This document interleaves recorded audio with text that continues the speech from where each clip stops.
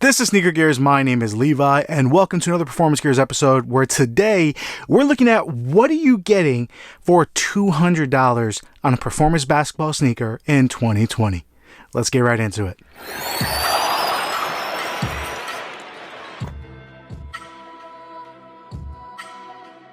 Welcome to the channel. If you are not subscribed, please subscribe down below. And if you like that video, obviously at the end, give it a thumbs up and go ahead and share that video with your friends. The two sneakers I am not looking at are the Adapt BB2, and there's a reason for that I'll jump into, as well as the Way of Wade 8, both of which are very expensive. The Way of Wade is just hard to get. That's something I do want to get my hands on. Nightwing from Wear Tester just had a great review on the Way of Wade 8, so if I speak on it, it's really just reiterating what he said. So go check out his review. But today we're going to be looking at the Lebron 17, the Jordan 34, the Kobe V Protro, and we're going to throw in the Kobe AD NXT FF. Alright, so I told you why I'm not doing the Way of Wade, and I didn't tell you why I'm not doing the Adapt BB2.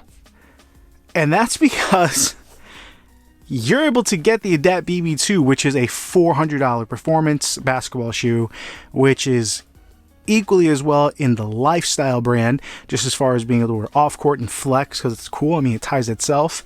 But the Kobe V Protro is using 100% the same tech specs, the same kind of engineering. So it's not using the same tooling. They are still very different, and they're different in ways that are better on the Kobe V Protro in every way.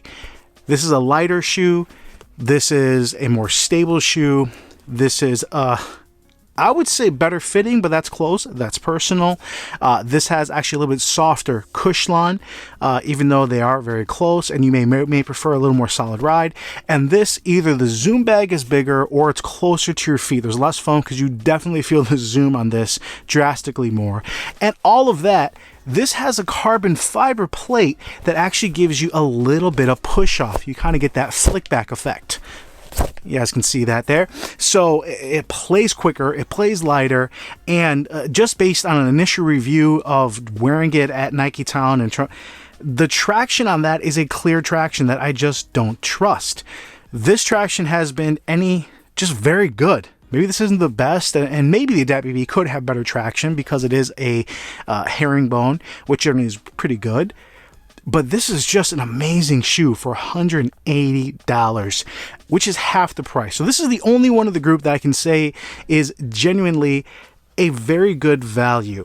But something I want to do with all the shoes here, I want to show you what you're getting for this shoe, but how you can get maybe a little bit cheaper version that gives you most of the performance. I give you the Kyrie 6. So Kyrie 6 is using the same kind of 4-foot zoom turbo that you're getting on a $400 Adapt BB, as well as this is giving you injected Phylon, so not nearly as soft, a little bit closer to the ground. This actually feels closer to what you're getting on the Adapt BB. So you're getting this for even cheaper. It doesn't bode well for the Adapt BB. Now, biggest difference between these two, this is $130. This has already been on discount a few places for $110, $100, but either way, it's going to be cheaper overall to get. Now, I would highlight that the biggest differences between these two are this has a very flat, let's see if we can get it here, stable and really wide base with almost a double outrigger. This has a very rounded base. I don't know if you guys can see that. So it just plays a little bit more shifty, plays a little bit quicker. You feel a little bit lower to the ground, not nearly as plush as what you're getting on the Kobe, but again, it gives you a little bit more court feel, and it doesn't have that same pop. It does have some rigidity to it, but it's not the same as having that full carbon fiber plate, but it does have a nice transition heel to toe. Overall, support, lockdown are going to be very similar, although it achieved in very different ways. This, with that Velcro strap, with that larger heel cup, I think you're going to feel it more. So if you've had injuries and you're kind of wary, maybe you might want to go for that, but notice you're going to be giving up quite a bit on the side of cushion and stability. This is a low top. This is the Kobe, but this has a lot of support, but you just have to trust it a little bit. Overall, great shoe, and you have two amazing options. Let me know if you guys want me to dive any deeper and do a direct comparison of these. All right, staying with Kobe, still tough to even talk about, but the Kobe AD NXT FF was a shoe that was just a lot of fun to play in. It really is. I mean, this to me is better than tying itself with the Dat BB2. Having that React and Cushline combo just makes you feel like you have this really perfect compromise of court feel but impact protection where you're low to the court. This brought back to the Kobe line where the AD NXT may have had a little more rounded edges, or a lot more rounded, a very flat, stable base. So you feel quite a bit more contained, or having that lateral stability. The containment was okay, and it did use that quad fit upper here that was in the Adapt Fit 1.0, or quadriaxial flywire, whatever they want to call it. I think it was quad fit. So it does support you, but you do have to trust it quite a bit more. Not nearly as much support as what you're getting on the Kobe V Protro, and probably at the same level what you're getting on the Jordan 34. So overall, it feels very light on foot, slightly bottom heavy, but you get a lot of support in the rear where that lockdown, where you're pulled in, you have a very rigid heel area. This is such a fun shoe to play in. Traction has been improved, one of the best traction in Kobe's in years, since probably the Kobe 11, where it just works. Now, again, this isn't great traction, but it's very good. This is $200, and you're paying a lot for the engineering that went involved in this. You're paying a lot for things that you can't get in any other shoe. You can't get a React and Cushline combo. This is something that is special, that is very cool, and honestly is worth any Kobe collector's, I guess, shoe collection. But it kind of has been surpassed already. So for $200, what could you get? The first shoe you can get that's going to be more of a direct replacement, because it has React and Zoom in the forefoot, is the Nike BB NXT. Now, that is a shoe that's going to be more of a team shoe. It is kind of the spiritual successor to the Hyper Dunk, because it's going to be on a lot of the Nike sponsored team at the Olympics. That's going to give you that full React. It's going to give you the Zoom in the forefoot versus Cushline, so maybe a little bouncier. And overall, it's more of a team shoe, so generally it's going to have a little bit more support. Traction looks decent, and that's going to be available. I think the word was around 160 or 140. So if I have the right price, I'll put it down there below. The second shoe that you can get right now is this bad boy, and winning the first Kobe Bryant All-Star MVP, Kawhi, in his Ominous, or the New Balance Ominous, and he did debut his first Kawhi shoe from New Balance, the Kawhi 1, but this is giving you pretty much everything this is, but just a little better. Traction is a lot better. The materials just have a lot more containment. The stability is about the same, but you have maybe slightly more lockdown and containment here with the fit.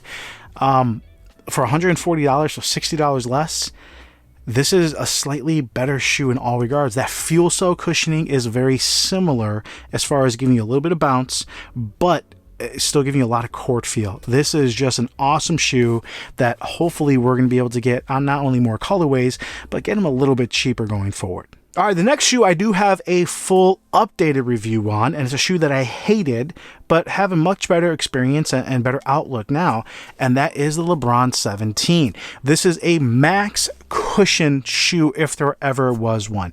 There is really nothing on the market that's going to give you this much cushion where it's just absorbing a lot of impact, protecting your body, protecting your knees. It rides high. There is zero court feel. But if you're looking for max cushion, Nike did a good job. They really did. Make sure you get the right size. Make sure you don't get any of the 2 launch colorways. But check out that updated video. If I haven't launched it already, I should have that posted, or it's coming out shortly. But the LeBron 17 at $200, what you're paying for is mostly just a lot of cushion. And it doesn't really stack too high in any other regard. It's still good, but it's very heavy. You're riding high off the court. Something I would actually recommend replacing this is also a shoe that has a lot of that Cushline 2.0, also has Zoom Air, and might surprise you. Now, that's the Heritage N7. This is kind of staying true.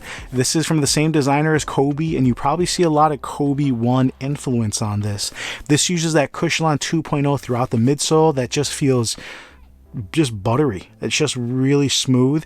I believe it's a heel zoom cushion unit. It's just a smooth ride. Impact protection is amazing. Traction is amazing. The materials, it's full grain leather. This is one of the low-key best performers of the 2019-2020 basketball season, and because this is meant for outdoors, this is really a rugged shoe that you can beat up on. It has carbon fiber in it. The materials are better. I would recommend this shoe. I would recommend a lot of shoes over the Lebron 17, but if you need the impact protection, if you've just had surgery, if you've had issues, I can't knock anybody for just wanting a lot of cushion, and this does it. And finally, the probably shoe of the year. I know Nightwing gave it to the KD 12, but the Jordan 34 is $180. The new SE, I believe, is $200. This shoe almost doesn't have a comparison. I'm going to give you guys one anyway, just so you have an idea what you can get that's going to be quite a bit cheaper if you don't want the full Monty.